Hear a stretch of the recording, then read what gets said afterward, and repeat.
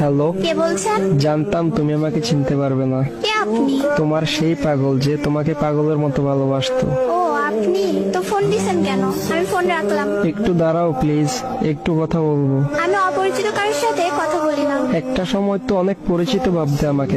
কালকে তোমার বিয়ে, তাই না? শুনেছেন যখন, তাহলে আবার বলছেন কেন? তোমার মুখ থেকে শুনতে চাই। ঠিকই শুনছেন, কালকে আমার বিয়ে।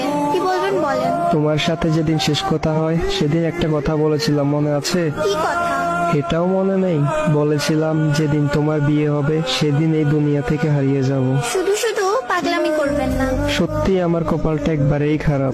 ভেবেছিলাম আমার মুখে কথা শুনে বলবে তুমি কি ভেবেছো, তুমি মরে গেলে আমি বেঁচে থাকবো, কিন্তু ভুল ভেবেছিলাম। তুমি তো আমাকে ভালোই বাসনি কোনোদিন। জানো, আমি একবারে একা হয়ে গেছি, বাসা থেকে চলে এসেছি। আমি থাকলে নাকি সবার সমস্যা হয়। এমন ভাবে কথা বলছেন কেন? বিষ খেয়েছি তো, তাই এমন একটু কষ্ট হচ্ছে। সমস্যা নাই, একটু পরে নিশ্চুপ হয়ে যাব। কি কি? কেন এমন করছো? জানো, আমার অনেক কষ্ট হচ্ছে। তুমি এখন কোথায় আছো? বলতে পারবো না, আর জেনেও কোনো লাভ নেই।